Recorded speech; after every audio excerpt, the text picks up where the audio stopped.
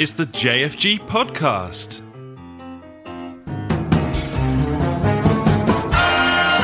Episode 52, the Christmas number 2. This week, we're still harping on about The Division and definitely aren't bored of it yet. We talk PS 4.5, TOCA touring cars, and CBBC shows. Ash has news on trade-ins, Funk has news on nothing, and finally, our top 5 is a little too close to home. So sit back, relax, and enjoy the show, buddies.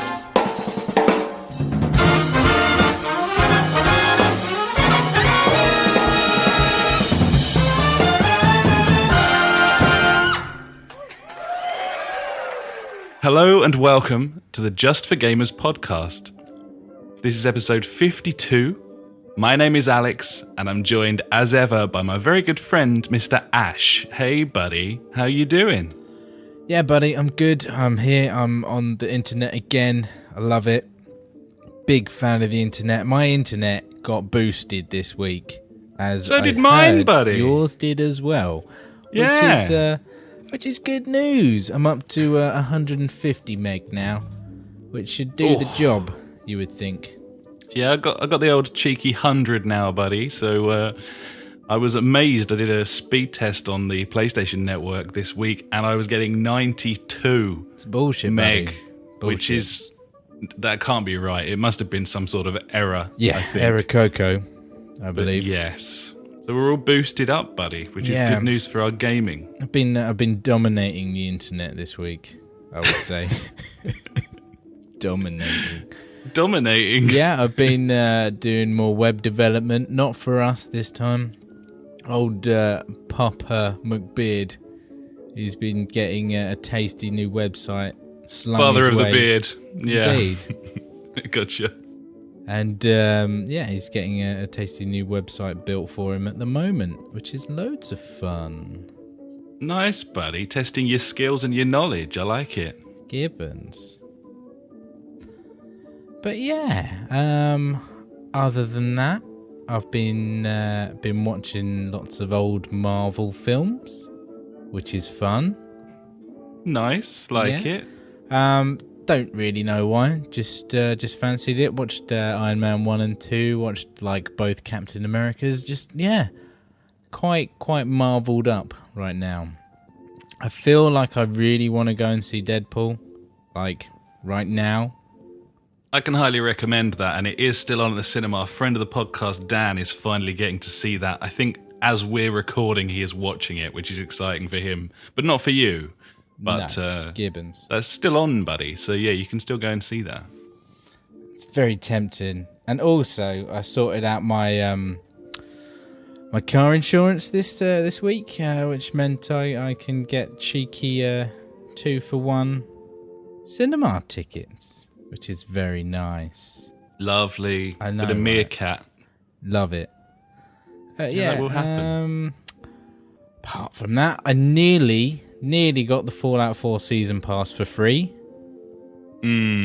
Yes, I've popped that into the news, but we can talk about it here if you'd like. Nah, it's cool. We'll leave people hanging. You know, they're gonna have to find out what happened with that. and also I booted up my Vita for the first time in God knows how long, and tried to do a bit of remote play, and then remembered, oh wait, we're on the 3.5 beta, and the Vita doesn't like it when other shit is on a different firmware version, and remote play. Oh really? There's problems there, are there? Well, yeah, like I think remote play is disabled for like the beta testers, which is a shame, but oh well, that will happen. That does suck balls, actually. Oh, Gibbons, buddy, it really does. But anyway, I installed Gravity Rush on it as well, so I might play that at some point. I don't know when, but one day. It's there for the taking. I can recommend that, buddy. I think Ellen had that on her system for a while, and I gave that a good go. One night she fell asleep and I played it for an hour or so and really enjoyed it. I know PJ really got stuck into that for a while as well when he was commuting back and forth. I'm pretty sure that's a game he's pumped several hours into. So yeah. And there's a new one coming out this year as well, isn't there? So Gibbons, buddy. So yeah, I think that's why I wanted to kind of give it a go because of the new one coming out. But apart from that, usual stuff, nothing new. Playing the Division, as we'll talk about in a bit. But yeah, buddy. So what you been up to? not a lot, to be honest, buddy. Just playing lots of games. I've got a couple of big weekends coming up, so I've kind of been just sort of laying low at this point. Easter weekend traditionally is some sort of like Christmas number 2 for my missus and her family. The Christmas Deuce. There we go. Name of the podcast. There it is. Eggy edition, buddy. Yes, I like it. So I'm going to be up there for sort of 3 or 4 days. Got several meals and lots of board games and probably lots of ale, I would imagine, tasty as well. Stuff. It should be really good. And so, yeah, I'm looking forward to that. It also means that everyone's off because it's bank holidays and so on. So Friday and Monday off and all that. And then next weekend, I am going to EGX Resd, buddy, in London. Fuck you. Sorry buddy. about that. That's fine. So I'm looking forward to that. I've been looking to see who's going to be there, and looks like there's going to be some sort of bigger devs there with hopefully VR kits that I can try. I mean, there must be some VR kits there, mustn't there? It's yeah, kind of... you would have fucking thought so. That would be retarded if there wasn't. So yeah, I'm going to lose my VR virginity, buddy. VR ginity? Fuck off. What do you reckon? VR ginity? Do you like that? No. I mean, it's not the best. From my response, you can quite clearly think. I mean, your response was fuck off. It was retarded. Yeah, it was direct and to the point. So fair enough. But yeah, looking forward to that. But all of those things are still to come for me. And in terms of what I've done since the last time we recorded, the answer is fuck all. Just a lot of cooking. That's the best way we like it. I mean, we've only got a week to do something, and sometimes we're just like, we don't want to do something, so we don't do it. And it gets to sort of Tuesday and you're like, shit, I've done nothing. What am I going to talk about on the podcast? I was taking a crap at work today thinking, what have I done? You did that, buddy. Yeah, and it was a great success, I'd imagine. I took a crap at work. I mean, it was pretty tasty. Got paid. It's nice to get paid for having a shit, buddy. I know, that's my thought every day. Every day I'm like, I'm getting paid for this. Doesn't get any better. You can't put a price on shitting, buddy, except when you can. Exactly. And that's Monday to Friday, 8 till 5, anytime. 8 till 5. Just... Anyway. They're like, where is he? So he's busy working. He's got one brewing. Fair. Yeah. Yeah. Okay. Sweet, buddy. Well, that took a turn. Let's move on from that straight away. Cool. Let's do that. Yes. Let's go and talk about what we've been playing, shall we? Okay. Fucking hell. What are we doing? Well.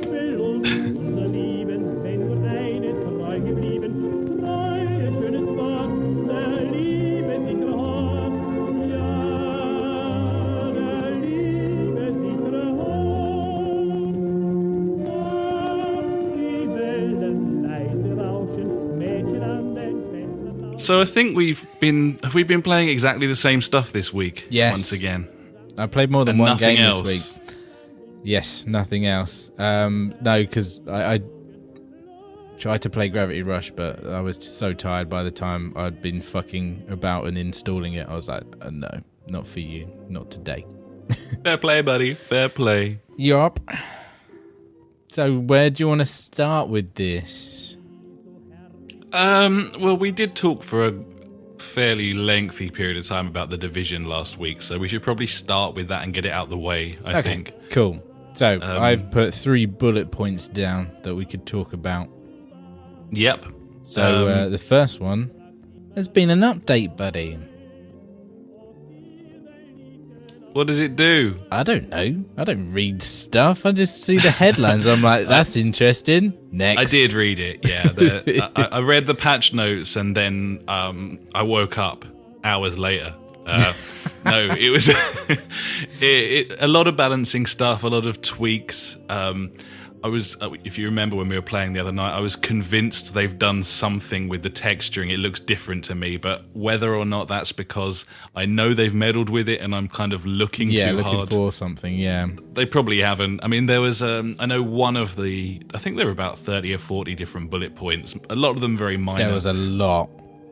There was, but one of them was the texture pop-in, which was fairly prevalent. I thought, if you run for too long, if you run for 30 seconds and then stand next to a van, then you'll be waiting another 10 seconds for the logo to pop into the world, and it's all just sort of fuzzy. Like it. Seems to be doing less of that now, but for some reason to me it looks a bit more jagged. I can't confirm that. I think we'd probably have to have a load of people like email in and tell us that they agree. I think that would be the only way that we'd know. You can't rely on my set of eyes, buddy, because I'm getting on, True. I'm an old man these days. So he's old man. But yeah, lots of little updates and tweaks and stuff, but nothing major and nothing sort of content worthy. So I don't know, it hasn't really changed anything for us. There are still severe balancing issues in the Dark Zone, for example. Yeah. I've heard that's your second bullet point, isn't it? The Dark Zone. Yeah, the bullet point actually says stupid Dark Zone levels, buddy. And, covers all the bases there. So on Friday night, which is mandatory game night, if anyone doesn't know, as a four, me, you, the Funk, and PJ, we're like, yeah, let's hit up the Dark Zone. That didn't happen, did it, buddy? It didn't really happen, no, because there were 5 of us. Oh yeah, and Pete was there as well. But still, it wasn't going to happen no matter what. Like, and it's down to the leveling fact, thing, isn't there? Because me and you were like 17, 19, Funk was 14, and PJ was 9, and Pete was 6.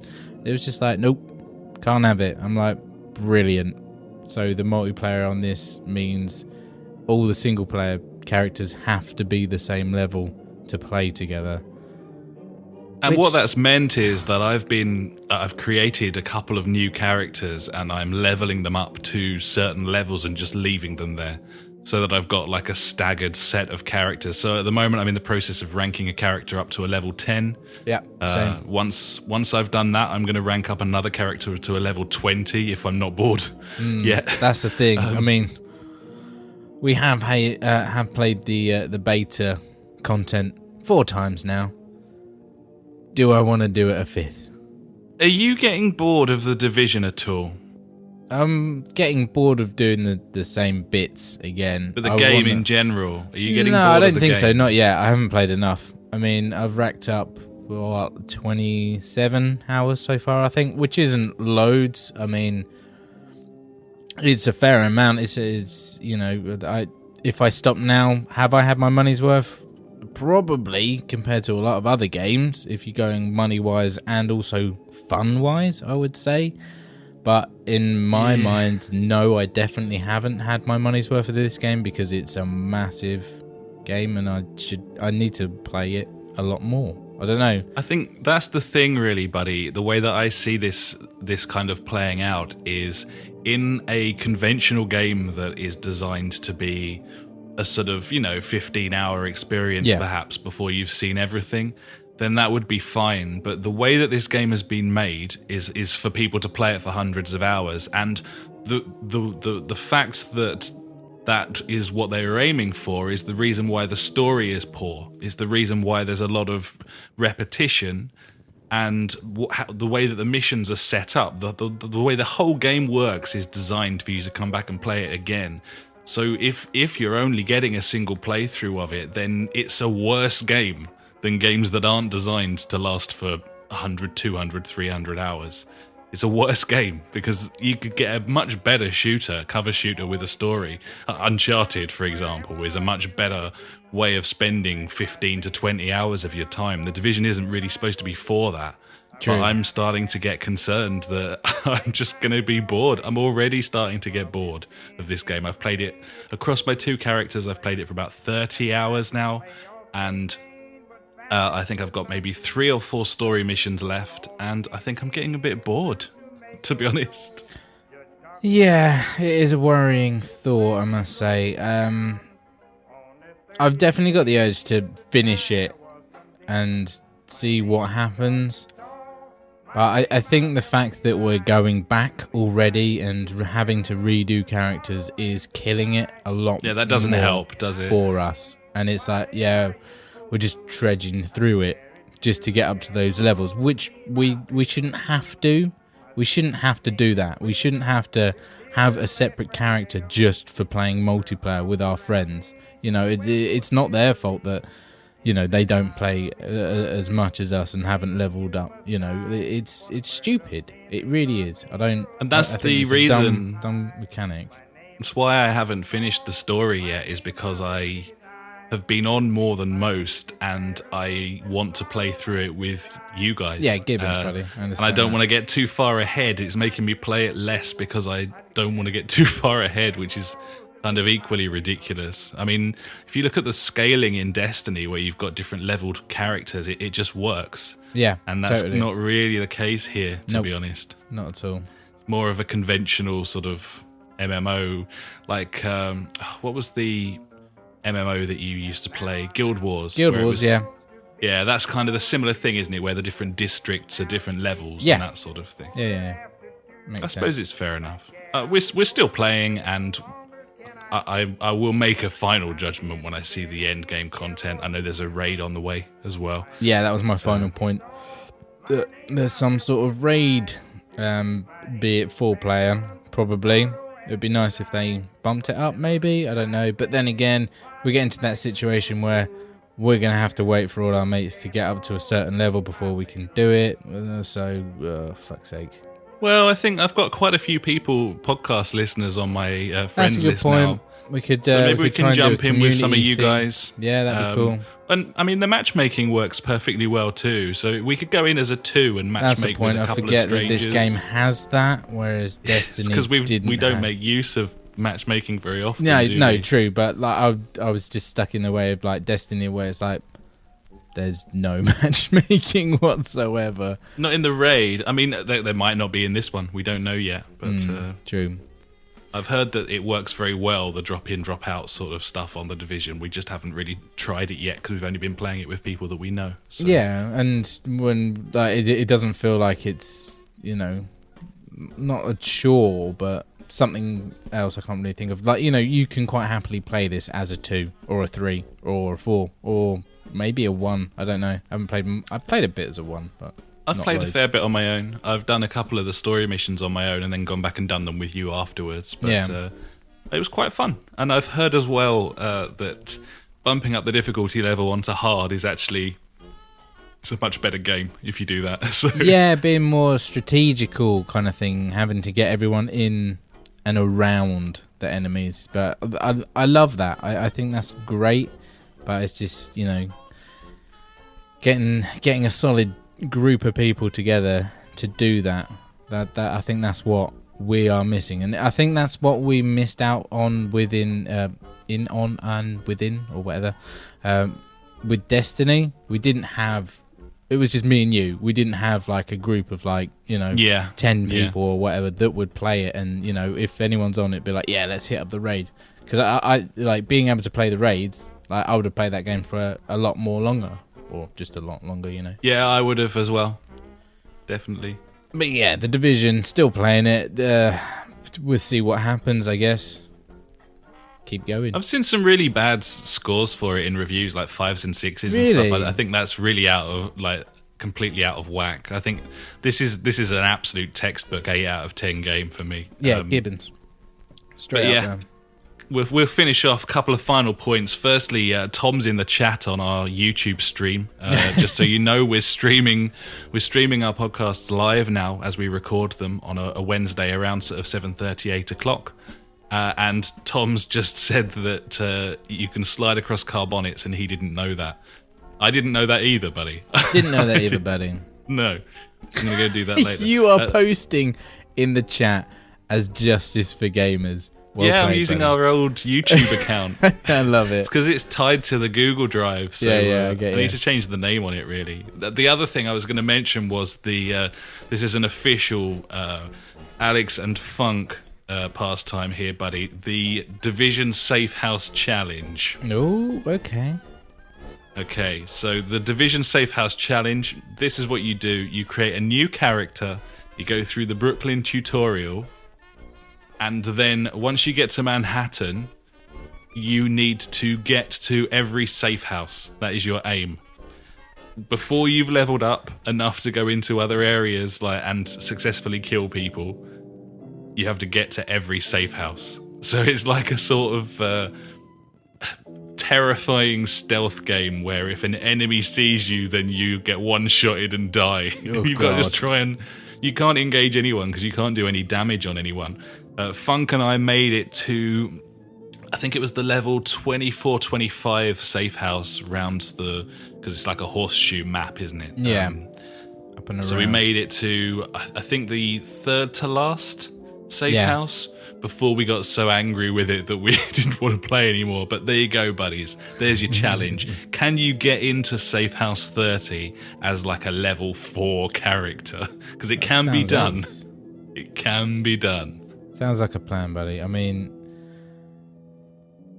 I would dread to think what it's like. I haven't even gone around there with my level 18 character yet, so God knows what it's like with, what was it, a level 4 or 5. Well, the thing is, once you get past sort of, I don't know, maybe level 12, level 13 sort of zone, then there's no difference between that and the level 30 zone. Because you can't get hit. You die instantly.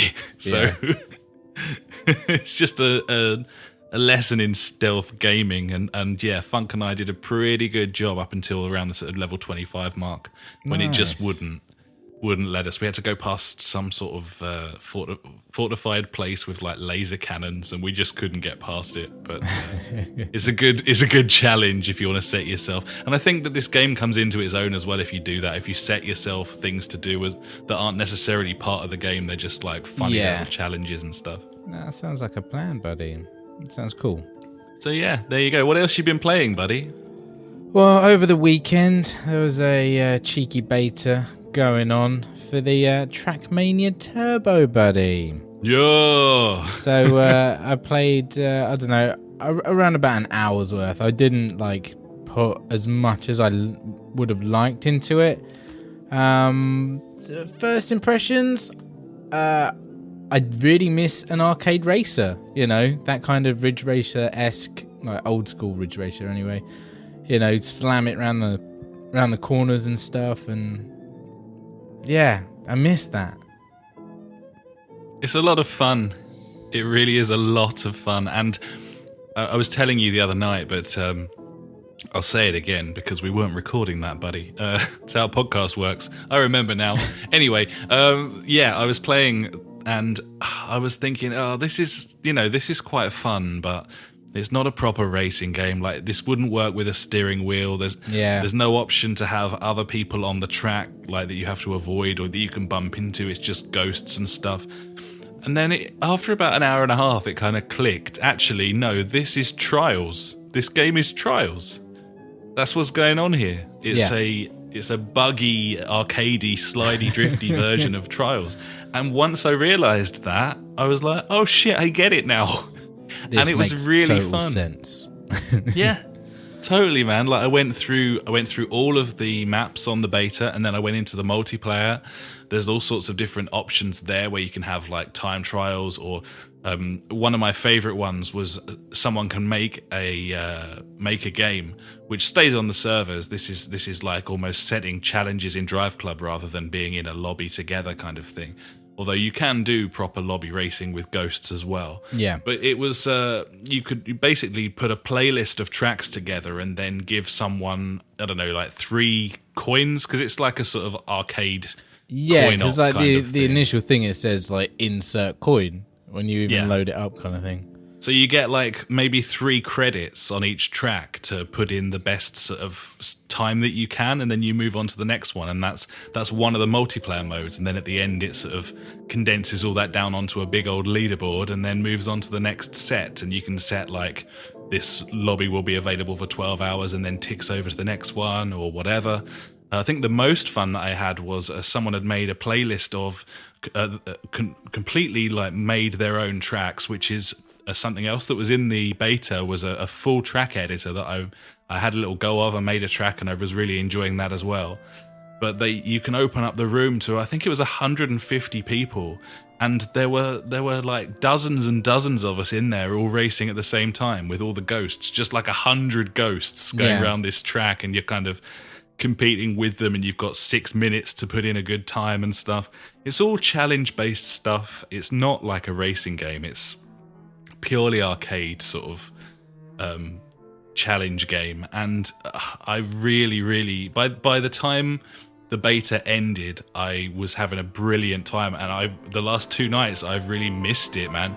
Like I'm looking at it on the store and I'm like, 26 quid, like yeah, it's very tempting. Honestly, I definitely have that amount in my wallet right now. Yeah, it's so tempting. It's also the perfect game for this podcast community that we're kind of cultivating as well. Like, jump in. The fact that you can make a lobby that lasts several days. All of the different listeners can get involved and stuff. True.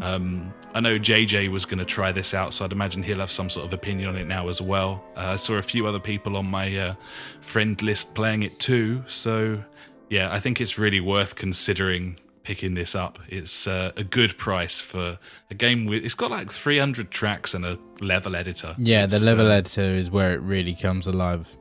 Absolutely. And it's so easy to do. It's like the way the track editor works is very much reminiscent of like Roller Coaster Tycoon, you know, where you're making a roller coaster and you can just go like forward or slight left or more left or U-turn, up inclines, down. It was really intuitive, and you could make some amazing stuff. I was really enjoying the multiplayer on there. Nice, buddy. Nice. So yeah, I'm gushing about that, aren't I? I didn't even realise how much I liked it until I started talking. Like, easy, calm it down, son. All right, it's mate, only like trials, but with 4 wheels. I get it. Put your cock away, you son. You haven't got Jesus. to fucking balance it or anything, you know. Jesus. Sorry, buddy. I don't know what happened there. I don't know what It's came alright, over mate. me. It's alright. You know what else I don't know really what happened. After last week's podcast, you were on about some kind of PlayStation sale. So I went on the website. I was like, oh, what's on here? Saw a game on there for $9.99, buddy, didn't I? I was like, oh, You certainly did. £10? Or not even £10, really. I only went and bought Ultra Street Fighter 4, didn't I? Yeah, you did, and you sent it to my console. It popped up. I was playing like Pez or something. I was like, hello, what's all this? Yeah, I don't know why. Like, I think it was because of you playing, was it Injustice, and getting me to play that as well. And I was like, yeah, fighting games, or beat 'em ups, really. They're not that bad, actually, like, from what I remember. And I was like, well, back in the day, my favourite was Street Fighter, classic.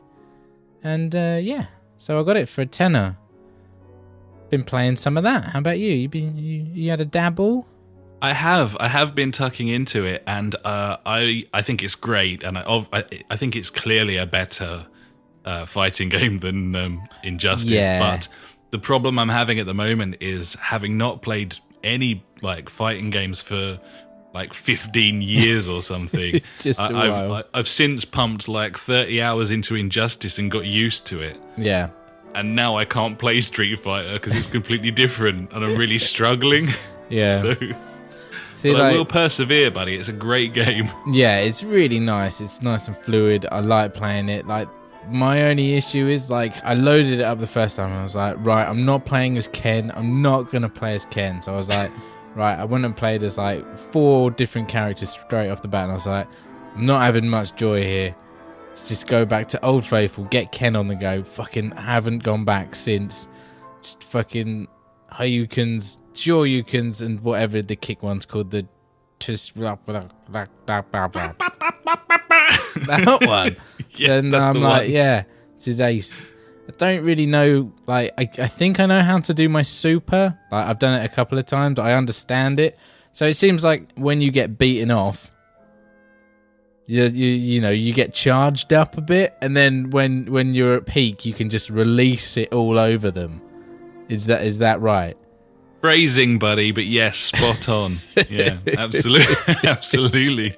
The movers list menu screen thing is baffling because it doesn't tell you any of the buttons. It just says like kick, or there's like a blam symbol and stuff. Yeah, kick or punch. I would say probably punch. Blam. I'm gonna be blam.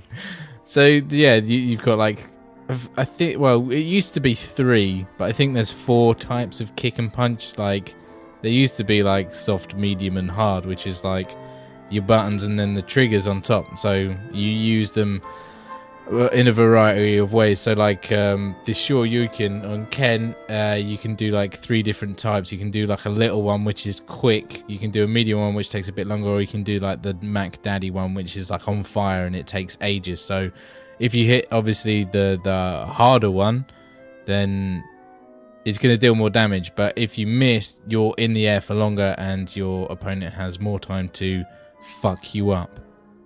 But trust me, I'm no expert on these games, so that could be complete bollocks. But that's what that sounds about right, buddy. I think the bottom line is I need to pump a lot of time into this to get to a level where I'm enjoying it.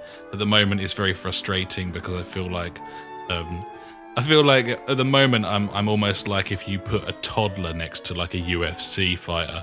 I'm just kind of vaguely kind of waving my arms and legs around, but then I will probably get fucking mullered. So nice. I just need to do some work to get going. But yeah, like going into the game at the start and being like, okay, I don't know any moves, and then going into the command list and not being able to understand that either because I don't know the main buttons and stuff. That I was doesn't like, help. fuck this. And I picked that woman who's like on her BlackBerry all the time as well. I made the mistake of picking her, and she was like, oh yes, I'll get right on that, and then turns around and fights. I'm like, what is going on? Yeah, some of the characters are very strange, you know. But I think judging by that videogamer.com Miller report with the creator of Street Fighter, you can see why some of the characters are very strange. Yeah, just a bit. You know, that was a good cool one. game though, buddy. We just need to persevere. We need to keep with it. Yeah, Gibbons, but I think I'm always going to just pick it up. It's great to have great game to play with the Babby as well, because you know you can put the Babby down for a bit, play some. And then, you know, it's one of those games where you can actually pause it because you're not online all the time, which is quite rare these days. It's what you want. Yeah, Gibbons. But yeah, I think that's pretty much what I've been playing this week, buddy. Yep, I haven't been anywhere else either, buddy, so we shall move on. That's what we've been playing. Nice.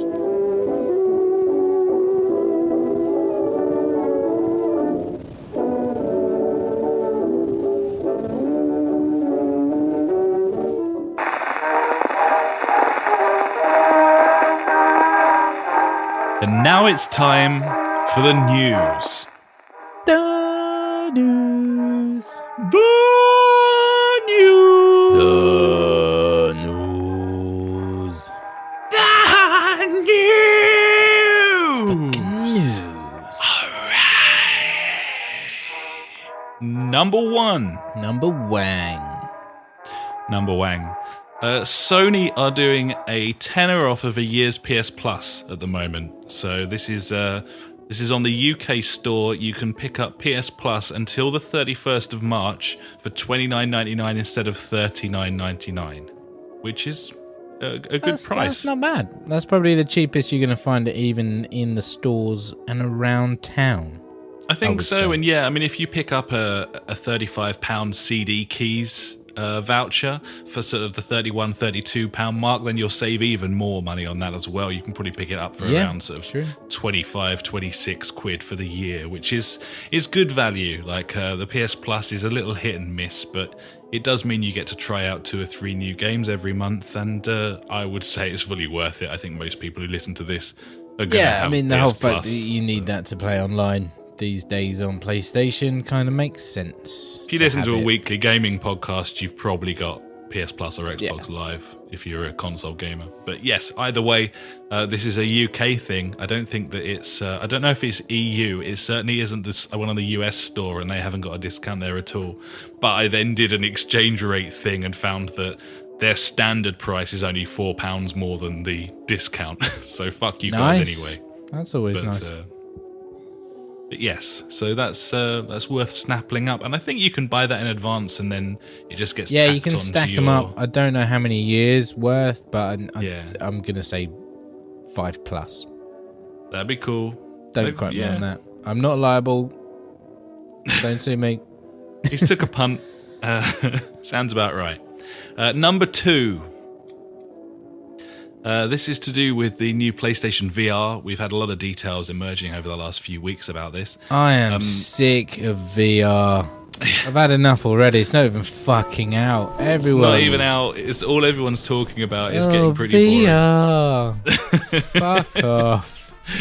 Anyway, apologies, buddy, but number 2, the external processing unit thing that ships with PSVR. It looks a little bit like a power brick that you might get with PlayStation 4. It looks like an Xbox or something. Ooh. But a lot of people were wondering if that had any sort of extra grunt in it in terms of processing power, or maybe another stick of RAM or something weird like that. Stick of rock. Could be a stick of rock. But no, Sony have come out and said that there is no extra processing power or like GPU boosting or anything going on. That brick is to do with the audio, like 3D audio and stuff, and also putting the image back together from the headset to the console, so that if you're playing on the headset and having it on the screen at the same time, gotcha. Then people can see it in the room. They can see what you're seeing through the headset. So it just deals with those things. It's no sort of booster or anything. So yeah, no, it is just the raw power of the PS4 itself that the headset will be relying upon, which is a worry, if you ask me. But, you know, what can you do? Yes, it is a worry, buddy. You are correct. It is. For many reasons, which we'll go into shortly. But first, buddy, are you privy to the Destiny April update? Yeah, April 12th, buddy. Woo! Woo! This is the Destiny April update, which is free to Taken King players. That's us! Yeah! Yes. Does that mean that it's a patch you have to pay for if you're not a Taken King player? But yeah, you have to buy the Taken King if you want to play it. Oh, so they've worded it that it's free to Taken King players, as in it's free to Taken King players and you can't get it if you haven't got Taken King. Yeah, so if you've just got basic Destiny, you cannot play this game, buddy. Okay, well that makes sense, that's fine. I've got bullet points. If you know more than I do, buddy, then just jump in along all of these, because... They had a live stream at 6 PM, so like an hour before we started this. And unfortunately, I had to get the kids to bed, so I missed it. They came out and were talking about things on it, mainly the PvE elements of the game that have been updated. I can't remember what it's called. You know it's not the Crucible. The other bit where you pair up and you go into the different sections. And each time there's like waves of enemies. That thing. Oh, is it the House of Wolves thing? Yeah, that place. I gotcha. It's like a horde mode. Yeah, that's the word I was looking for. Right. Horde mode. That's all been updated with like the Taken, and there's loads more stuff going on there. There's a new raid with a new boss, which is a Taken boss, which is apparently taking all the space that Oryx used to have. So he's trying to butt in with there. The light level is going up to 335, I think. I think it's 335. But that's pretty much all I can remember off the top of my head. But yeah, they're doing it each week on a Wednesday, building up to it.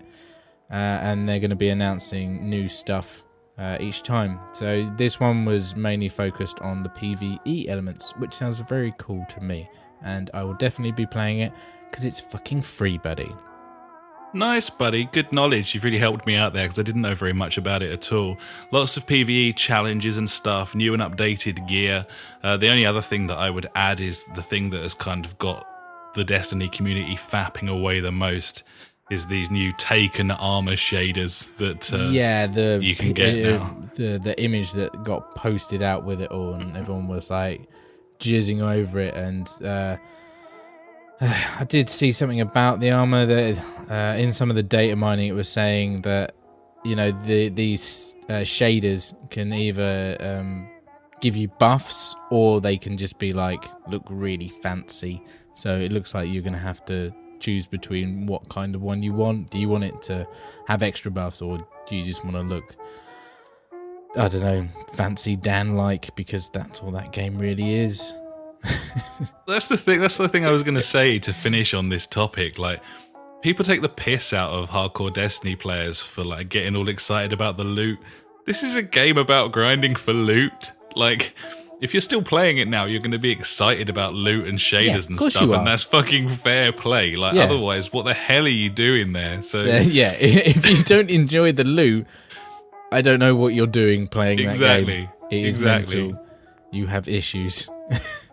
At least it's a load of stuff that hardcore Destiny fans and players that are still there actually shouting out for because everything so far has been toilet that they brought out. It's not gimmicky bollocks, it's something proper, and that bodes well for the future.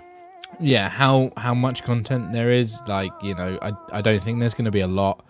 Well, nothing nowhere near compared to the Taken King. No, but they'd have took a new raid. Like, if you'd said to the community, do you want a new raid, or do you want a fucking Valentine's thing, or candy collection, or like Sparrow racing, then they'd have gone with the raid. So we'll have another raid. It's a step in the right direction, isn't it? Yeah, definitely. So Cool. Okay, well, we will move on. And we will move on to this juicy bit of gossip, buddy, from Kotaku. Come on then, hit me. So the rumour mill's churning because Phil motherfucking Spencer was talking about these console iterations, the Xbox 1.5, or perhaps moving to a mobile phone kind of model where new hardware comes out. We went through all of that before. I won't go through it again. And I also predicted that many months ago. You did predict it. I said no, that won't happen, buddy. That's not how consoles work. Editing the truth, as you so often do. This week we have rumours that Sony is readying a more powerful PS4 and will release it this autumn. These rumours came from GDC, a games journalist standing in line at GDC to try out some VR, overheard a couple of developers talking about the PS4.5, this new powerful PS4 that Sony are talking about releasing in the autumn and so on. That was literally it. That was where this leak came from. A couple of loose-lipped people. Buddy, if if I was like a games developer in that situation, I'd make up so much shit. Yeah. I'd be like, oh yeah, have you heard about like Steam, and they're gonna be teaming up with Microsoft and Sony to make TVs that fly. Yeah. The Last of Us 2 is going to be exclusive to the Nintendo NX, buddy. That's what I've heard. I thought it was the DS. What are you on about? So yes, this intrepid journalist went straight back to his office and contacted pretty much every developer in his diary, and flat outright asked them, do they know about this console? And without naming any names, confirmed from a load of sources that this is a thing. So this looks like a rumor, but a fairly concrete one. That Sony are prepping a more powerful PS4, and they're going to release it this year. E3 is going to be interesting now, that's for sure. Yeah, the developer everyone's sources, going to have a lot of questions. I just don't know, man. They're saying a more powerful graphics card to support 4K gaming. I haven't got a 4K faster TV yet, so I'm processor. alright with that. Yeah, I haven't either, but I don't like where this is going at all. I really No, don't. because how was the PS4 now? Like 2.5 years? Yeah, and when I bought it, I thought I was good for like 6 years, buddy. I thought 5 at a push. I'd take 5, but Yeah, I'd take 5 as well.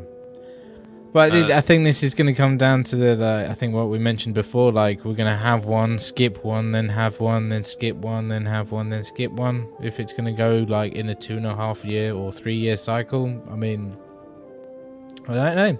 I don't know, man. I don't know if I'm happy with that, to be I'm honest. not, because it means I'm going to have to fork out more money more often. And Well, there is an alternative, of course. What, buy a PC? Yeah. Yeah. I've got one. It's okay, but it's just a fucking ball ache. I don't want that. Kotaku reached out to Sony for comment. They said that they can't comment on rumor and speculation. Or fact. Or fact. They can't comment on fact. That'd be an amazing email to drop in your inbox. The Sony Corporation can't comment on fact. So. I don't know. The rumors seems unlikely that it would support 4K gaming. As I understand it, the highest of high-end GPUs in a PC right now can't support like 60 FPS 4K gaming. So quite how to do that in a console is just suicidal. It's just not going to happen. Maybe it supports 4K video for movies and Blu-ray. Yeah, there was something about 4K on Netflix. I'm sure, like sometime last year, I read somewhere, and Sony were talking about streaming 4K with Netflix. There you go. That's all I had. I don't want my console to be iterated on. I don't want a new console to come out every 2 to 3 years, and if that is the new model, then I would rather be buying a PC that I could upgrade. So yeah, that's the thing. Buddy. You want to be able to upgrade. I'm worried. I'm very worried. We'll see where it goes, E3. I'm glad this stuff's happening in terms of there being something to talk about at E3, because every publisher under the sun's pulling out of the fucking conference. So at least there's going to be something interesting to talk about. But yes. Anyway, we shall see, buddy. Yeah, news is ace. Yes, and... Staying with Sony, buddy, let's move on to this cheeky tidbit, which is, of course, a few weeks on from Sony refusing our perfectly reasonable request for a refund on the broken shit show Blaze Rush. Yeah. They're out to fuck the consumer again this week. They accidentally listed the Fallout 4 Season Pass as free on the store. A load of folk downloaded it. And now Sony has expired the content and issued no statement. So you emailed me about this in the week, didn't you? I did. I tried to get you because I was at work and I was firewalled out of getting it. So I emailed you seeing if you could get it, but we were just too late. But in the end, it looks like wouldn't have fucking mattered, buddy. No, and this is a kind of a dangerous precedent as well, if you ask me. So this was a mistake from Sony. They imagine, and they accidentally listed the Fallout 4 Season Pass as free rather than a value. A load of people snapped it up. Were like, cool, I'll grab hold of that, before they managed to set it to the correct price. But in all digital software, this is something that you can look at if you hit options on your pad on your crossbar and look at information. Yeah, you'll see that everything has the potential to have an expiry date where the content's no longer available. This presumably is something that was designed for betas and that sort of thing. You know, that's kind of subscription-based stuff as well makes sense. Yeah, absolutely. Other things. Anyway, Sony quickly moved to set the expiry date on these season passes so that they all expired. But they didn't issue a statement. They didn't say, "Oh, we made a mistake" or anything. They still haven't at this point. They've said nothing. Terrible. They've So said fuck bad. all. And granted, the people that got that season pass haven't forked out any money, so they're not due a refund or anything like that. But at the same time, you can't just do that. Sell someone a product for money or not for money, and then just take it away with no. It was a notice legitimate purchase. You got to email or something. Like, what if you got that season pass for nothing and were like, oh shit, free Fallout season pass. This has enticed me to buy the game, and then you forked out for the game. So that I don't know. I just think, what the hell are you doing? Like, that's ridiculous. You can't do that. Like, not in good faith. We're in no way surprised, of course, by this, given the experiences we've had in the last couple of weeks. But I gotta say, man, that's pretty fucking low from Sony. And I don't know, they just seem to be getting more bullish with these tactics. It's not cool. I realise it was a mistake. I realise that they didn't want to set it for nothing. But you make the mistake and you fucking either live with it or explain yourself. You don't just take it away and keep stum about it. So Gibbons, buddy. So that's what I think about it. Yeah.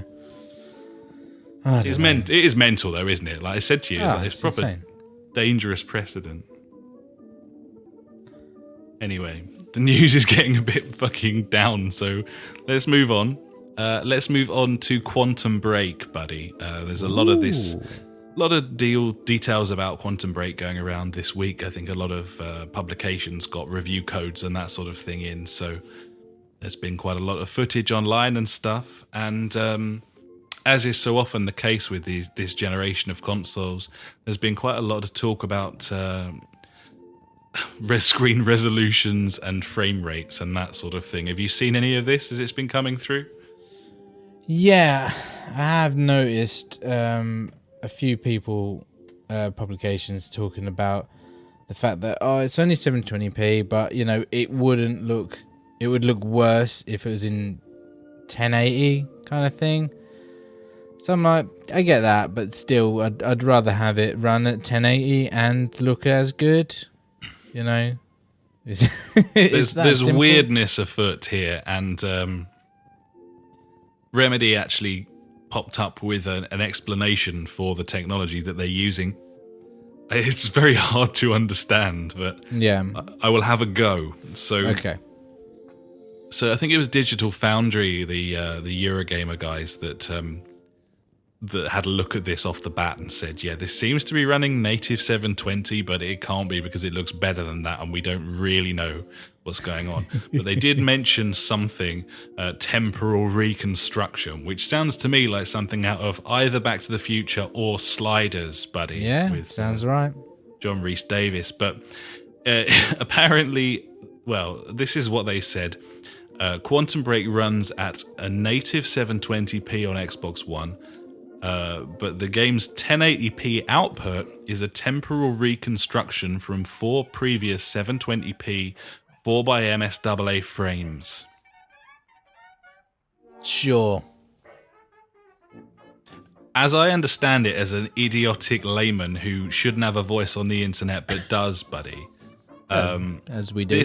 This is the game. The game is running 720, but it's basically running like 4 times, and they're superimposing 4 lots of that of each frame into one image. So even though it's running in 720p, so 4 different screens of that are rendering different shit, which takes all of the jagged edges away because yeah, that makes sense. Yeah, it's like doubling up and then doubling up again, and so the graphical quality is substantially nicer than 720p. It gives it an incredibly distinct look because I don't think anyone else has done that before for a major release, and it also explains why the game's so soft focused. I think a lot of the people who are looking at this possibly for a review have been saying it's so soft focused that the character models almost seem to leave like vapor trails behind them. That's because there's these 4 images all like plying their trade at the same time. So yeah, It's very interesting. It looks really weird, and granted, I've only seen it running sort of 1080 on YouTube streams and that sort of thing, which, you know, with the compression, it's sometimes a little difficult to see exactly what's going on. But it does look odd. It looks nice as well, but it looks strange. Well, I'm going to wait until I get a decent deal on the PC for that game, but I'm definitely interested in it. Everything I've heard suggests it's a really cool third-person shooter a la Max Payne. So yeah, exactly. If that's true, then you're going to want it. It's definitely. It's cool. Yes, buddy. Interesting, though. Interesting techie stuff that I'm not really qualified to talk about, but do. Yeah, we don't know about that shit. Looks pretty. Oh, yeah, it looks really nice, that.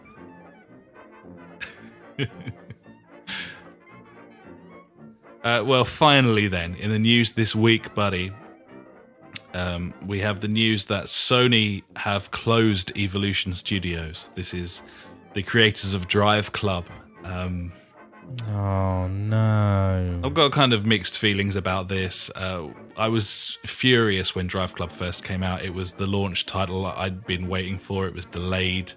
It sold me on the PlayStation. I'm a big racing we fan. played it at the thing in EGX. EGX, didn't we? And we were like, this is fucking awesome. And then after that, it suffered a substantial delay, and then when it finally released, it was completely broken, all of the multiplayer stuff. Now, I firmly believe there was no malice there. You wouldn't launch a game in that state if you knew that there were those problems there. You just wouldn't do it, because you'd never recover it, and they didn't. So I don't believe they had any idea how badly that this game would launch. It would have been suicide to know how fucked up it was and launch it anyway. But the fact of the matter is that mistake has basically cost them as a studio. And it's kind of been a sort of writing on the wall kind of thing for some time. Half of the crew were laid off shortly after the release because of the problems. The other half of the crew have been working on basically rebuilding the consumer faith in Sony with regular updates, lots of content, and as far as I'm concerned, I think Drive Club now in its current state is a fantastic game, an excellent purchase with an amazing amount of content available to it, but it was a terrible launch, and it's cost them the studio, the fact that it was such a bad launch. I don't know how you feel about it, buddy. Yeah, I think I'm in the same boat as you, especially now that I've just been, we've had our steering wheels a month or so, and they've just brought out the city tracks, and chucking some cars around that is just, it's a hell of a lot of fun. Every time I play this game, I just get a big fucking smile on my face. There's nothing about it. It's a really fun game, and I can totally understand why they've been fucked off. But the good news is that they said there's been loads of tweets from them saying yeah, we're going to stay together and we're going to try and do this, woo, and all that stuff. So fingers crossed they do, and they bring out something new and dick all over Drive Club. That'd be really good. It's worth remembering that some of these guys came from Bizarre Creations, makers of the greatest racing franchise of all time, Project Gotham. That happened. That'd be nice if they headed off and they made a new one of those, buddy. Because this is what we thought this game is going to be, our new Gotham, and it kind of is. It's a little bit like it, but it's such a fun game, and it's a fantastic game. It's a shame that we're not going to get anything new. Yeah, on that they tweeted out saying that it was in good hands and Sony would be dealing with it. Whether that means there'll be new content coming out for it, I don't know, but it's always sad when a studio closes. Hopefully, as you say, they'll stick together. Something good will come from the experience that they have received from, for better or worse, from this particular title. So, I'm still enjoying it. I was playing Drive Club last night for hours, by the way, because a friend of the podcast and someone who added me, a podcast listener who added me, is it Yummy? I don't know if that's how your gamer tag is pronounced, sent me a drift challenge. He'd sent me a few different challenges, and I hadn't gone back to Drive Club because I didn't want to get my wheel out on that. And then I sort of thought, well, I don't really want to be on the wheel for drift challenges anyway. So, no, that's not a good idea. So I loaded it up and ended up sitting there for well over an hour trying to beat this drift score that he'd set. Beat it by like 15 points, bearing in mind the score was like 15,000 or something.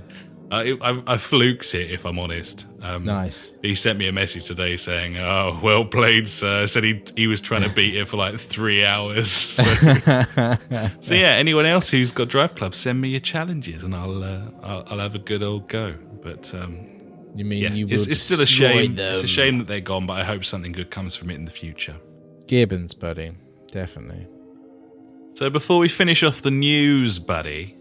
Ooh. I think it's important that we discuss whatever you've got for us in your new section.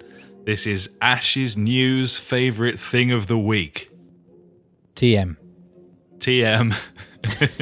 No one trying to steal that. That's ours. So, there's 4 things that I had on my list this week. One was obviously Destiny. The other one, which is you've taken a punt at, which was the NX controller, buddy, which has been floating around a bit. I was like, you know what? It's not really my thing. The third was old Phil motherfucking Spencer coming out and apologising for the Microsoft after party with all those girls about that boys club. It's a good one. Yeah, special. But no, the one that I'm sticking with is a Microsoft customer survey went out this week asking, would you sell back your Xbox digital games for 10% of the purchase price? I mean, would you? Would I sell back my digital games for 10% of the purchase price? Yeah, so like £5.50 for a full release. Yeah, absolutely. Yep, me too, buddy. Yeah, I mean, that's brilliant. Like, getting a digital trade-in of any kind, and any game that's sort of a couple of years old, you wouldn't get more than £5 or £6 for in a game store in the UK anyway, so... Think that, like, fucking PES 2015 that we've got sitting there that we're never going to play ever again. Get £5.50 for that. But they'd have to set some sort of... I mean, it can't be any game. Like, NAC you get £5.50, or FIFA 16 you I'm get guessing £5.50. it is 10% of its current price. It wouldn't be of the price you paid for it. It would be what it is now. I think the most sense, though, is vouchers. That's what I would do if I was Microsoft. I'd offer, I don't know, £6 in digital trade-in that is added to your Xbox Live account and goes back into buying more games. Like that's what it is, buddy. Sorry, I didn't phrase it right. Okay, cool. I didn't think they'd just give you money. It would be like $6 or £6 back into your PlayStation account so you can buy more games, obviously. I think that's a great idea. Yeah, buddy. Strangely enough, I'm on the VG 24/7 website, and there's a poll there saying, asking the question, 25% yes, 15% don't know, 60% of people would not sell back their games. But why would you not want the option? I don't know. I want the option to be able to do that. I you think don't it's have fantastic to do it. idea. No, obviously. But why would you not want the option to be there to do it if you've got some old game that you're never going to play again? Totally. Blaze Rush. Oh, that'd go straight back, buddy. I'll take 80p for that. That's really weird that I don't know. But yeah, like I said, this was just in a customer survey, so it might not be anything that will happen, or I don't know. Yeah. It's cool though, and that's why it's my news favorite thing of the week. Yeah. TM. Nice, buddy. And with that is the end of the news. Nice. To leave my aged parents in sorrow and to die. But little did I. And now it's time for Fonz or Phoenix.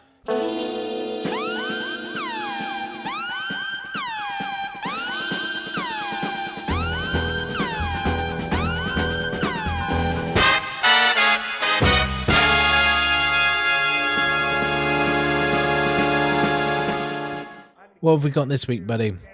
A Fonz or a Phoenix? We've got a big old Fonz, buddy. Do we need to explain once again what this actually means? It's been a while since we've explained what a Fonz and a Phoenix is.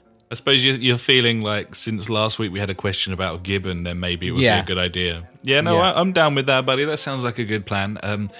Fonz or Phoenix started on our original website, justiceforgamers.com, which is dead now. It's been sucked up by the powers that be. But Totally ripped. this was a way to highlight either a good thing or a bad thing, an up or down, a thumbs up or a thumbs down. And we thought, who's the most famous thumbs up? Well, of course, One and that would only. be the Fonz, buddy. He's the Fonz. He's the Fonz. He's known for his famous thumbs up, so he is the upside. And who is most famous for their downside? Their thumbs down. That would be Thumbs down. That'd be Caesar, and Caesar. he was played by Joaquin Phoenix in the movie Gladiator. Therefore, Phoenix is a down. Yeah, Fonz or Phoenix. Fonz, is it a Fonz or is it a Phoenix? That's Is it good, a buddy. Fonz? Because we're on video right now, we Phoenix. can do this. Really want to see those Hey. fingers, buddy. So yes, this week, buddy, we have a Fonz. We have Fuck. a Fonz. Love it. and I am dishing out a Fonz here to the BBC. Now, The Beeb. I'm not a traditionalist, and I don't think very much of the BBC a lot of the time, and I don't watch very many programs on the BBC, but I feel this week, having watched a CBBC show, which I really enjoyed, that I need to dish out a Fonz to the BBC for their continuing efforts at covering the games industry. I think it should be commended, buddy. Yeah, buddy, why not? You know, they do their part. I think so. I mean, it's incredibly difficult as a major old school broadcaster to cover an emerging media, or certainly the way that games are covered these days. There's lots of streams and YouTube. Lots of kids don't even watch programs, television anymore. They had to move with the times, but despite the fact that they really do suck balls at covering video game stuff, they've been persevering and they've been slowly getting better and better. It's very, very difficult for them. They're grounded in that sort of old school style of entertainment. To transition to covering a new platform, especially in a way that's appealing to people who know all about it, but also people who don't, which is what they're tasked with as the BBC. You know, they're a corporation owned by the people or whatever, so they have to kind of cover all the bases. Yeah. I think it is to be commended. Recently, they've covered. There was a good sort of hour and a half show about football video games a little while ago online. They've covered some bits and bobs on the BBC Three now that it's gone online. There was a documentary on esports. They've also done a documentary. They did a drama on GTA, which, regardless of what you thought about it, was covering these topics. At the turn of the year, they broadcast the League of Legends Championships live on the BBC. That's kind of a big step as well. That was a big step for them, really, I must say. Absolutely, and commendable that they did that. And then this week, the show that I saw was a show on CBBC called All Over the Workplace. And this is basically a program that gets kids around the sort of 10 to 12, 13 sort of age bracket, and it asks them what they want to do when they grow up, and then takes them into that workplace for a few days and gives them a taster of what it's like to be there. Maybe they get set a challenge, this, that, or the other. And this week's episode was all about games design, which is why I was watching CBBC, buddy. I don't tend to watch CBBC usually, but it was all about games design. These two kids, one from Kent and one from Birmingham, sorry. They got to spend some time with Criterion Studios, which is an EA Studios. They got bought by EA a few years ago. They're based in Guildford, and they were tasked with making a racing game, and that game was then going to be shown off at Insomnia 57, which happened in Birmingham last weekend. Yeah. So yeah, I just thought that was really cool. It was I really enjoyed this show because it was kind of a chance for me to see Criterion stripped back to a sort of a vague sort of way that kids could understand. But you got to look around Criterion's offices and meet all of their guys there, and that I found that very interesting as someone who's a huge fan of a lot of the games that they've made in the past. They were fantastic with the kids as well. Like they just did a really good job of making these kids feel at ease and kind of spurring them on to understand. It's difficult, isn't it? Because it's a technical topic to get sort of an 11-year-old to understand what goes into making a video game. Any kind of understanding about how a game is created, and get them enthusiastic about coding, I guess, would be the summary of it. But so good for them. And there's I've looked into a lot of like coding for kids programs and stuff like that. There's a lot of stuff out there to get kids like into creating games and things. So it's definitely something that I'll be looking at to do with like my son and my daughters when the time comes to it, when they ask questions about it, and hopefully we'll be able to make some kind of basic game. And you never know, that might spur something on, and there's definitely an interest for computer games there for them now. So hopefully I can just nurture that and get them all involved, really, I guess. Absolutely, and stuff like this really helps that. I highly recommend this show. It's going to be on the iPlayer for a good month or so. So if you're a UK resident, then you can watch that on the iPlayer. Just search all over the workplace. If you are a non-UK resident, then I certainly wouldn't suggest that you used some sort of VPN or proxy server to watch the iPlayer. And I definitely wouldn't recommend ZenMake Chrome plugin as that proxy or VPN that you might definitely not want to use. But don't use that. Either way, what it really finally made me think of was, what the fuck are Criterion up to, buddy? Do you remember that tech demo they showed off in the EA press conference a few years back? With all the sort of quad bikes and hang gliders and all sorts of stuff. What are those guys doing, man? What are they doing? No idea. Burnout, innit? It's gotta be. I know the old Burnout, some of the people who left Criterion when EA took over are working on a spiritual successor to Burnout, but what are actual Criterion doing? That's what I want to know. Yeah, Gibbons, buddy. Nice shout on the old Fonz, though, giving the Beeb. Nice little thumbs up. They deserve it, man. And when a sort of fuddy-duddy corporation like the BBC are taking gaming seriously, then that can only be a good thing to get it into the mainstream and inevitably create more interest and therefore more jobs in this country. So Gibbons, buddy. One of our major exports now. We don't make much over here, but we're certainly fucking good at video games. So yep. So there we go. And podcasts about Oh yeah.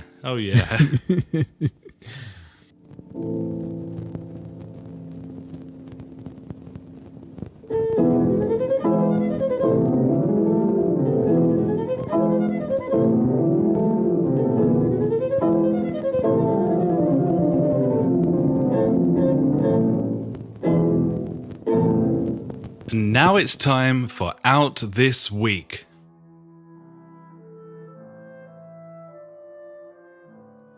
So unfortunately, Ash has had to nip off on baby duty, buddies, but here I am to bring you the latest titles and updates for the week, and he will be back in the next section. Let's get the ball rolling. Here we go. Forced Showdown on PC. It's a roguelite where you collect cards to build perks and powers. It's got co-op as well, so that sounds quite cool. That's out this week. We also have MLB The Show 16. That's out on PS4 and PS3. This is a fantastic franchise if you like your offline baseball. But I will warn you, Ash and I owned I think it's 14, MLB The Show 14. And they switched off the servers within 18 months of the game coming out. The online was appalling when it was turned on as well. There's no optimization there. They make very little effort on the online aspects. So if you're buying this to play with friends, then don't even fucking bother. I promise you it's not worth it. But as an offline baseball game, you can't beat it. It's fantastic. And presumably that they'll continue that with this one. We shall see. Also out this week, we have Knights of Azure on the PS4. This is a third-person anime action game with a very, very cool soundtrack. I'm saying that because I looked it up on YouTube earlier and was just listening to it in the background while I was playing other games and stuff. So that was quite cool. We have RBI Baseball 16 out on the Xbox One and PS4. This is a very budget arcade title. There's a sort of long-running tradition of RBI Baseball titles. I saw the gameplay trailer for this, and it looks fucking awful graphically. Really buggy and horrifying, but that's not to say that the gameplay won't be really, really good. And in terms of online baseball experiences, this might be all you can really go for. So might be worth a look, but be warned, it looks like a Saturn game or something. We have Resident Evil 6. That's out on the Xbox One and PS4. You either like that or you don't. I'm not interested personally. XCOM, the XCOM reboot has been ported to Vita and is out this week on the Vita. It's not very often that a Vita gets a new game, and XCOM's an excellent game. And I could see that working really well on the Vita, actually. So could be worth investigating if you're a Vita player. You'll probably just be happy that there is a new piece of software for that system, I'd imagine.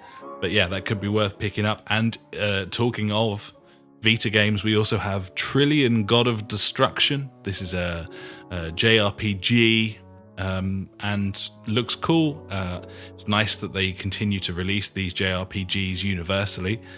So yeah, that's 2 games for the Vita this week if you fancy it. We also have a new episode of The Walking Dead. That's out on everything. Xbox One, 360, PS4, PS3, PC, iOS, and Android.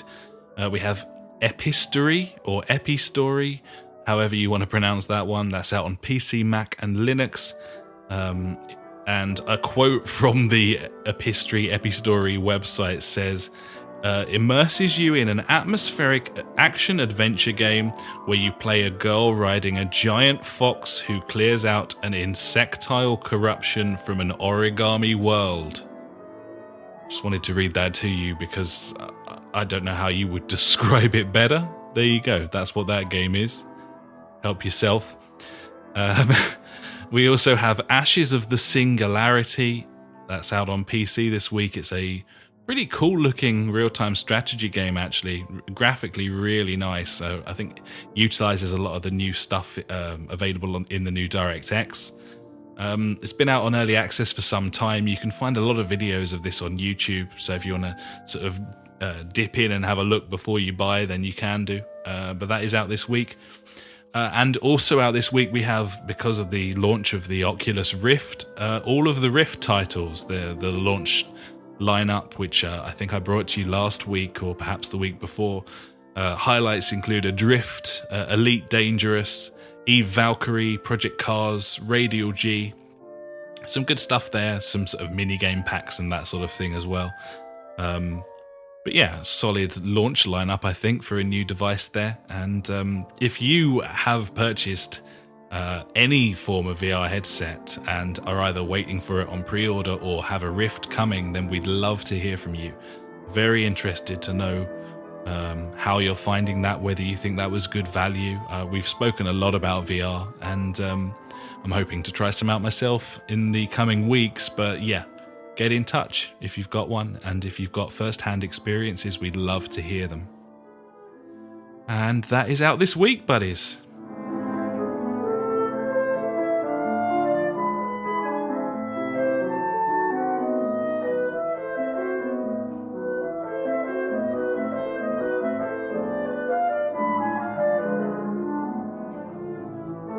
And now it's time for the JfG Top 5.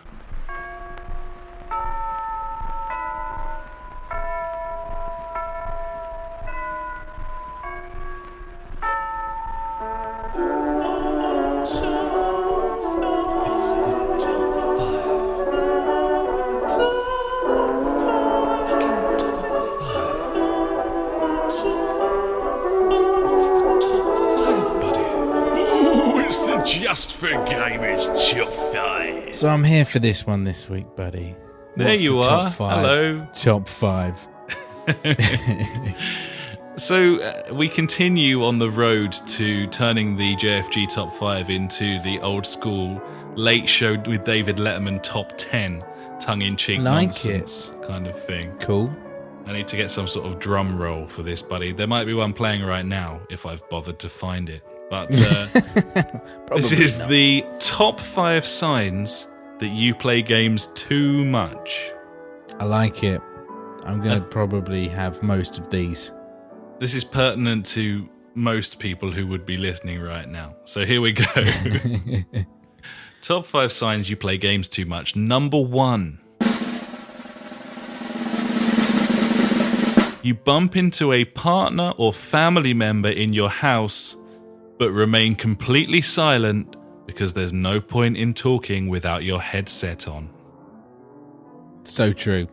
I mean, when we get together for a little reunion, me, you, and the boys, you know, we've got to take our headsets with us because otherwise it's weird. It's true. When we were invited to PJ's wedding, we thought about wearing our headsets as well. It just didn't seem right otherwise. But we didn't because it would have been frowned upon. Yeah, just a bit. Number 2, the second sign that you play games too much.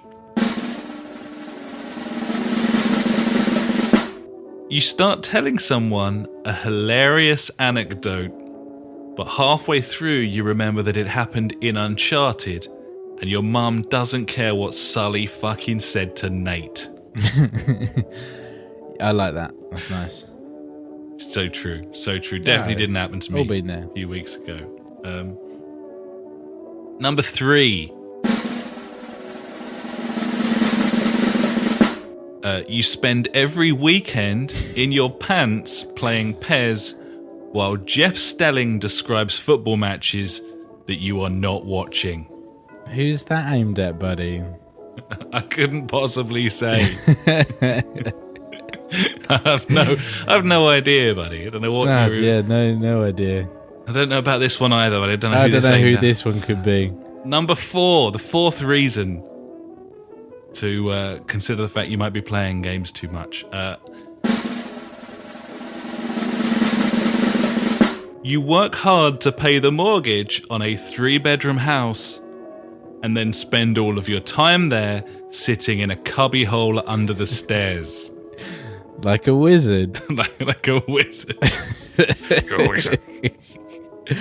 Yeah, maybe. I mean, I've got so much land, but I like to confine my space, you know. It's good to own land. It. Yeah, it's good to own land, but, you know, I don't like to indulge myself with all of it at once. You don't want to get big for your boots, buddy. So no, you like buddy, you got to set boundaries. Small. Yeah, think small. And number 5, the number 5 sign that you play games too much. You record yourself talking about video games on a weekly basis and then put that shit on the internet to the accompaniment of 20s ragtime music. Yeah, mate. I mean, We've done well there. You can't argue with that. I mean, we've hit a lot of those. So I'd say we probably play games too much. It's possible. It's possible. It could be. Cracking top 5, buddy. Well played. Yes, buddy. If there was a 6th number to the top 5, it would be you're completely in denial and won't have it that you aren't playing too many games. Totally. Yeah, I don't play enough games. What are you on about? Yeah, but this is a top 5, so there we go. Yeah. Fucking next week, top 6. Give it. Just keep going.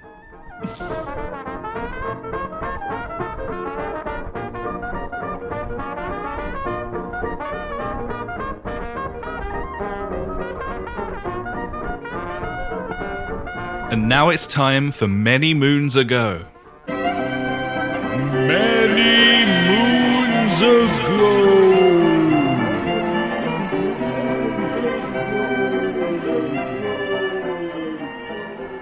Okay, buddy. Strap myself in.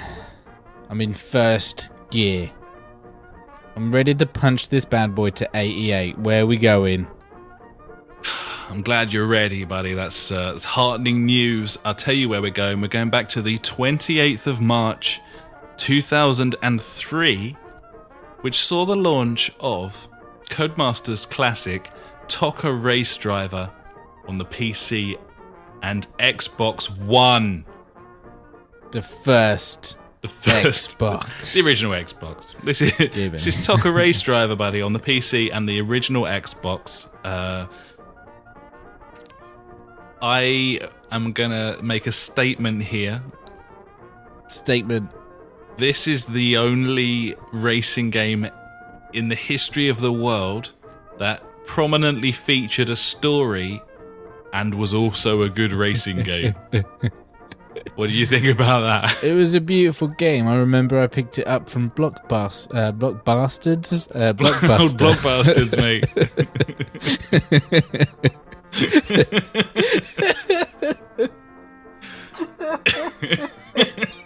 Oh dear.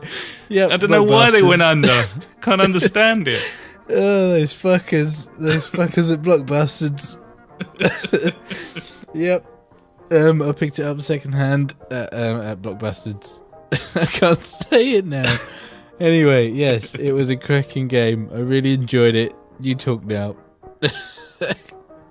This was a great racing game. It was a sort of reboot of the TOCA franchise. I was a huge fan of the original TOCA games, and they kind of fell out of favour, and it wasn't really the game's fault. It was the actual sport, the actual BTCC racing kind of went a bit shitty. A lot of the big sponsors pulled out, and the market just wasn't really there for it anymore. But this was... yeah, it was kind of a reboot attempt from Codemasters, and it featured a lot of different... it was one of the first of that sort of game to feature a lot of different kind of types of racing. You had, mini racing and the support stuff from BTCC, all the way through to the main TOCA touring cars, up to V8s.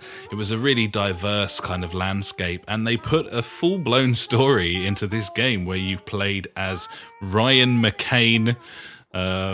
Big fan. He was trying to make a name for himself. Started off at the bottom and working his way to the top. Haunted by the death of his father on the racetrack. It featured loads of cutscenes that weren't shit. They were quite interesting and actually added something to the experience. I really enjoyed playing through it. But the bottom line was that, yeah, you had it on the original Xbox. It was just a really Moorish driving experience. It brought back all the memories that I had of the TOCA franchise back from sort of 1996, 97. And we just really enjoyed playing this game, didn't we? It came out on PS2 as well, of course. It was a very, very good game. Yeah, the cars, the handling, it was all solid. But yeah, it was that story mode, mate. It grabbed me. It's really good. So emotional. It's really weird to say that, though, isn't it? Like, I know, don't you right? think? Like, considering where we are now, like, I don't know. It's really strange, but I liked it because I've always been a big touring cars fan. I often go down to Brands Hatch most seasons and watch the touring car racing. It's fairly near to my location, and it had the whole tracks on there. You know, a lot of the stuff that Project Cars has kind of done very well. You know, your Alton Park and Thruxton and Snetterton and that. So from a British perspective, it was a joy, but it was just really good driving. And I was actually watching a few races on YouTube last night and kind of pining to give this another go because it's just really solid driving game. And it's very rare that a Codemasters circuit racing game isn't solid. They stand the test of time very, very well. Definitely. They know their shit. Yeah. Got favourable reviews between sort of 7s and 9s across the board, and really nice looking game when it came out. It showed off the original Xbox quite nicely. It's a great console, that, wasn't it? It really was, looking back. Yeah, I mean, yeah, that. Yeah, I don't know. I don't know what to talk about it. It was just fantastic. Had a hard drive in it, you know. Xbox Live was born there. Loads of stuff happened with that thing, and for that to be like Microsoft's, you know, first outing into the console market, they fucking smashed it. What a completely. debut! Yeah, seriously, well played. They took it to where console gaming needed to go, and then even on the 360, they expanded on that even more. I mean, they were. It was a huge source of comfort and solace for us when, you know, you moved up north and I was miles and miles away, and it kind of kept us talking on a daily basis. Like, still does, buddy. Weird, well, not Xbox weird Live, to say, but yeah, man, seriously, we like have Microsoft to thank for Thanks, that. Microsoft. So, thanks very much. Yeah, we wouldn't be doing this without them. Nope, it's true. And what a great game this was. And this was the 28th of March 2003, which saw the release of Tocker Race Driver on the PC and Xbox One. Came out on the PS2 later on. But yeah, brilliant game. Cracking game, buddy.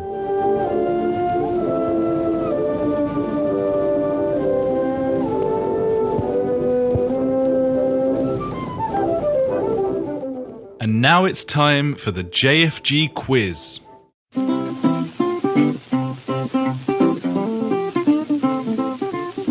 There's a great big mystery, and it sure is worrying me. This diddy war did it.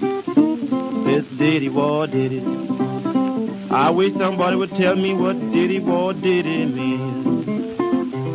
Right, buddy, what have you got for me this week? I'm ready. I've got me Google at the ready to do some searching. No, naughty. What? You're naughty. I don't care. I cheat. Hush. Yeah. This week, buddy, I have an incredibly exciting quiz for you, centered entirely around gamepads. I love gamepads. I've held many in my time. Game I like controllers. The way they rumble. This is I mean, pad are they all ones specific. that I've used, or are these like random fucking ones that I've never heard of? It's a mixture, buddy. It's a mixture. Great. Some Good. of it you will know because you had it. Some of it it will test your general knowledge. You know, this sounds like the best quiz ever. I like to throw a couple in there for the listeners, buddy. It's not just you. You know, don't be so selfish. So Fuck those guys. here we go, buddy. Here we go. This is the controller quiz. Question 1. Which of these pads did not have a select button? Is it A, the Sega Saturn, B, the Super Nintendo, or C, the PS2? Sega. You going with the Saturn? Yeah. That's correct. Nailed it. 1 for 1. Quit while I'm ahead. Question 2. Which of these controllers featured a full numpad? Is it A, the Nintendo Famicom, Jaguar. B, the Atari Jaguar, Number 1. I mean, or B. C, the Atari 2600? It's the Jaguar, buddy. It is the Jaguar, buddy. Good Big knowledge. Good knowledge. Question 3. Excluding the D-pad, how many buttons are there on an N64 controller? An N64 controller. There isn't a D-pad. Oh no, there is. Wait, that's the C buttons, isn't it? Okay. A, Is it- B, Is it A, L. 8? Wait there, I got. Okay, you do yours. I'll do my math. I can wait for your math, buddy. I'm willing to wait. Nah, that's cool. You read it off for the listeners, and I'll do the math. How many buttons, excluding the D-pad, are there on an N64 controller? Is it A, 8, B, 9, or C, 10? Are you including the start button? How many buttons? Well, that's 10 then, because the start button is a button. Is that your answer? Oh, I think it might be 9 now.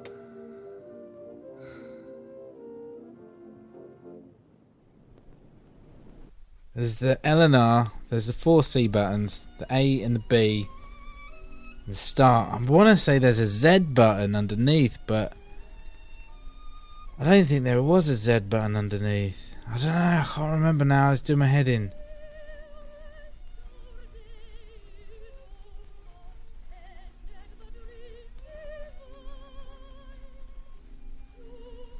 Why do I think there's a Z button?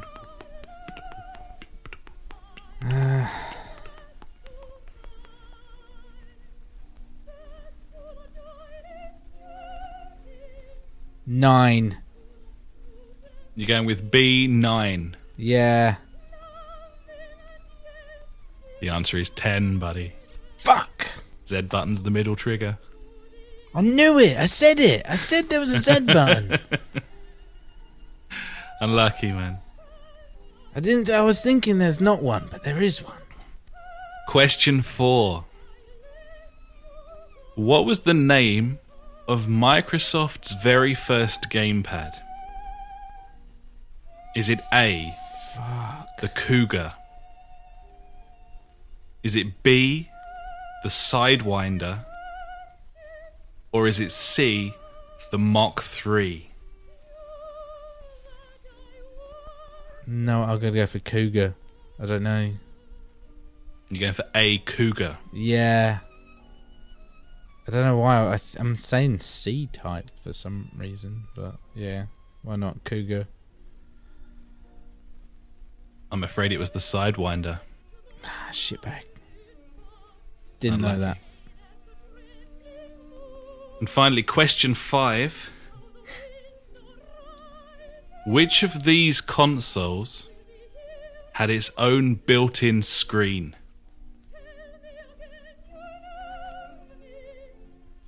Is it A, the ColecoVision? Is it B, the Philips Video Pack? Or C, the Vectrex? I have no idea on that whatsoever. It's the sort of thing that you either know or you don't, isn't it, really? No, this is before me.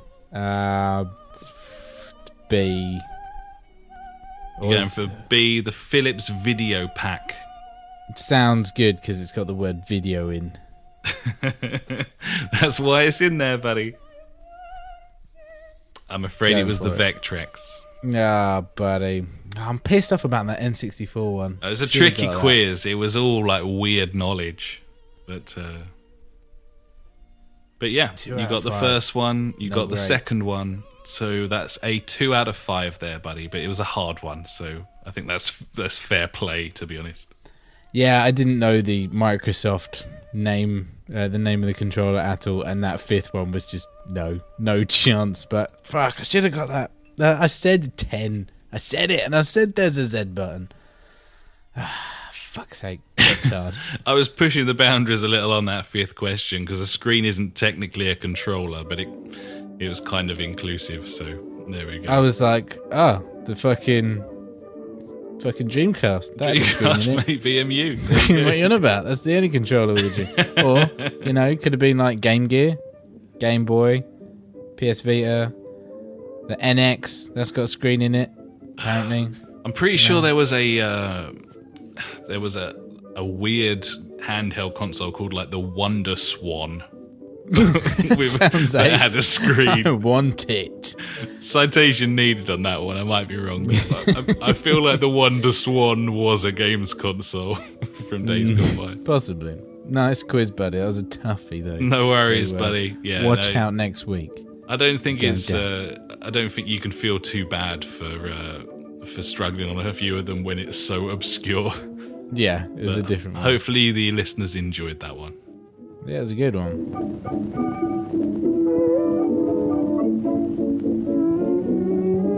And now it's time for Fuckwit Corner. Fuckwit Corner with Funk. Fuckwit Corner with Funk. He's got some questions for Funk.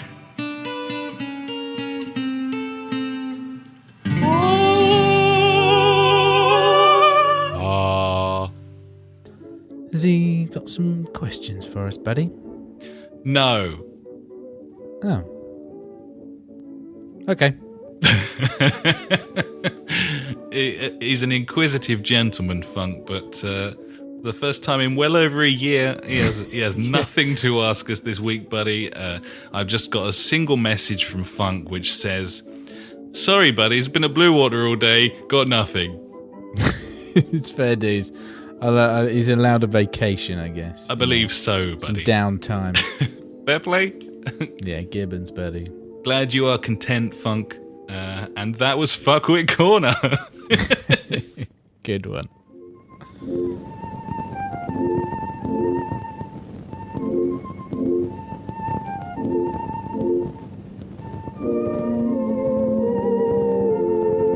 And now it's time for JfG correspondence.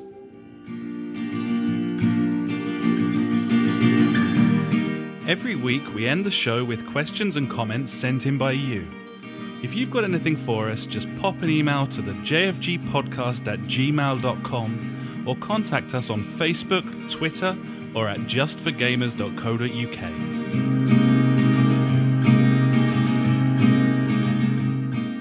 So have we got some questions here, or are we just done now? Can we just wrap up? Oh no, there's other people about, buddy. It's just Funk who was out shopping all day buying cheeky lingerie, I'd imagine. Probably. For himself. Nice. For himself, yeah. His parties with the keys in the bowl. I've heard about those parties. Yep. Keeps inviting me. I keep saying no, but... you haven't got any keys to take, buddy. I mean, I haven't got any keys. Keyless car, mate. So... So we got some questions to start off with from PJ, our good friend PJ. And his first question says, is there any genre of game that you wouldn't play, not even for an easy platinum or journalistic intrigue? Is there anything you wouldn't play, buddy? Probably not. I'd probably play anything, me. I mean, I'm pretty easy. I'm just trying to think if there's games in the past that I've played and I've been like, I really wish, that hadn't happened. And then that genre, I would nail in on that. But no, pretty much I would play anything. Either, not so much for an easy platinum anymore, because my days of doing that are behind me, as we know now. But yeah, the journalistic intrigue, yeah, I guess that would be why I play these things. That was one of the reasons that I got Ultra Street Fighter 4, so we could have a bit of a comparison between that and Injustice and be like, is it more taxing? And obviously, from what you said, yes, it is. So yeah, I'd play anything really. That's very open-minded of you, buddy. You probably couldn't have said that like a year or so ago. I think the podcast has kind of helped both of us come out of our shells a little bit. Yeah, totally. I think the only one that I tend to avoid like the plague, because I've just never had any sort of basic understanding, is JRPGs. These sort of big like manga RPG games, and I think a lot of that is to do with the fact that I completely missed the boat on Final Fantasy. I probably wouldn't have as much of a fear of JRPGs if I was the sort of person who was a huge fan of like Final Fantasy VII or something like that. But that's kind of my big blind spot, is these like foreign manga RPGs and stuff that I just don't understand. Yeah, I don't understand the tone of them, let alone the gameplay and the lore and that sort of thing. But having said that, I probably would still be willing to give a game a go if someone said, "Oh, you need to try this" or whatever, or lent it to me or something. So, yeah, definitely. Yeah, we're fairly open-minded these days. So yeah, probably the answer is probably no. I think we'd play anything, to be honest. Whether we'd enjoy it or not is another matter. True. Yeah. So next from PJ, he says, similarly, when was the last time you played a game and thought, well, I won't be getting that time back? Call of Duty World at War. I fucking hated that game. It was shite, I hated that game. That was terrible. Yeah. That's a good shout, buddy. I can't really argue with right? that. Yeah, seriously. We played that campaign co-op. We finished it in like 4.5 hours. It was something ridiculous like that, because like it wasn't the whole campaign or something like that. But then I even went and tried doing like the normal campaign. I think I put it on like the hardest setting, and there was one bit where like there was just constant grenades and there was no way to progress, and I was like, this is shit. This is the worst game I've ever fucking played. Fuck that game, man. I hated that game. I know. I'm not even going to try and think of anything else. Fuck that game. Ugh. Call of Duty World at War, PJ. Fuck that game. Nice shout, buddy. Oh, God. Yeah, you're welcome. You struck a nerve there. I'm furious now. Finally, from PJ, he says, given that there's a huge new content update coming for Destiny this year, is Ash going to be getting his excuses / reasons in early for his Game of the Year 2016 to be some sort of Destiny bundle? Maybe. Who knows? Somehow I doubt it this year. I don't think there's going to be anything anywhere near the sort of expansion the Taken King was. What's in your top 5 at the moment? I know it's very early. Obviously, The Division, The Witness, Firewatch. What else have we played this year? I don't know. Yeah, not a lot else, I suppose. It's early doors. I know it's a stupid question, really. Oxenfree, I guess that was pretty cool. Oh yeah, but that won't be there at the end. I really enjoy playing that.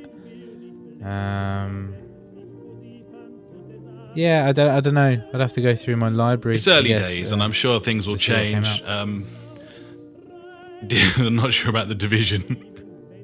Yeah, I don't think that's going to last. I don't think The Witness will last either. I don't know about Firewatch. I'm a massive fan of that game, but limited.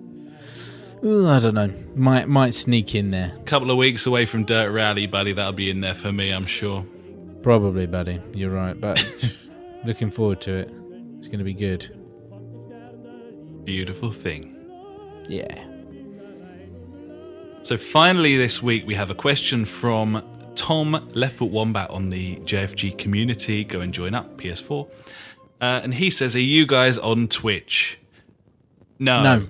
We're on YouTube. We're on YouTube because we can sync it up real easy through the PlayStation and cultivate a channel, and we just prefer it.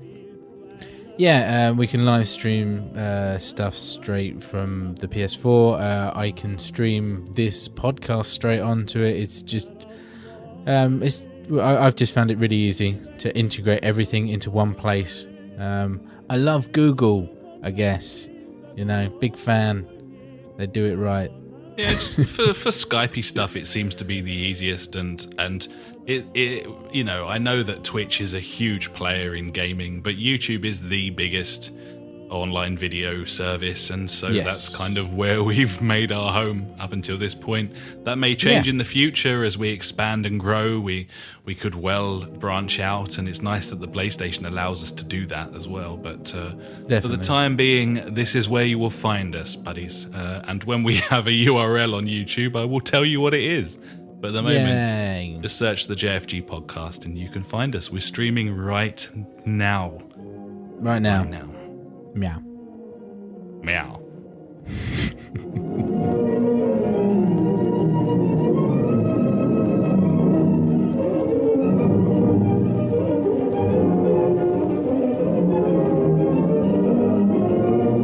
So I think that'll about do us, buddy, for episode 52 of the podcast. Have you had a nice time? It was great until we started talking about World at War, mate. I'm so livid angry now. Never get over it. Never. Yeah, it's been a good one. Actually, yeah, it's been very light-hearted, nice and easy breezy. So we've talked about some certain things. I liked my news favourite thing of the week, not to blow my own trumpet, It was a highlight. Digital discounts or digital money back. I'd like that. Like That'd be good. And it's been a lot to talk about. I mean, luckily I got out this week again this week, so good news about that. Yes, I will have. Feel free to dub me in again. I will have gone throughout this week on my own because Ash was a little short of time, but he managed to stick around for everything else, which is commendable. And hopefully, I'll just put it in now for you, and that's out this week. Beautiful, buddy. I'll paste that in at the end of every sentence. It'd be perfect. Cheers, buddy. I'm on editing duty this week because Ash is travelling with his little family across the country. So if it sounds shite next week, then you'll know why. And and yeah, I think that'll about do us. So thank you very, very much for listening. You can find us at www.justforgamers.co.uk. We're on Facebook.com/the JfG podcast. You can find us on Twitter @the JfG podcast.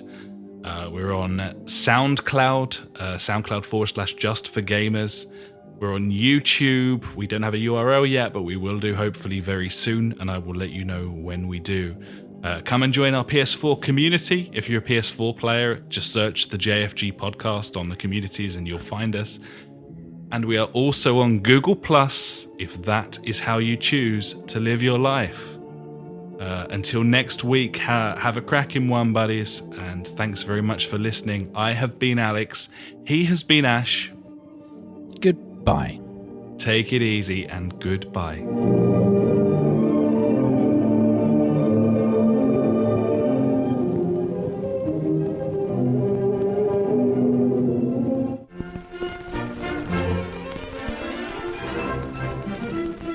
You've been listening to the JfG podcast with Ash and me, Alex. To find out more, head to www.justforgamers.co.uk, Facebook.com/the JfG podcast, or Twitter, where we are @the JfG podcast. Episodes go live every Sunday, and if you could pop onto iTunes and write us a quick review, we would love every inch of you, even if you got old and fat. Thanks so much for listening, and we will catch you next time.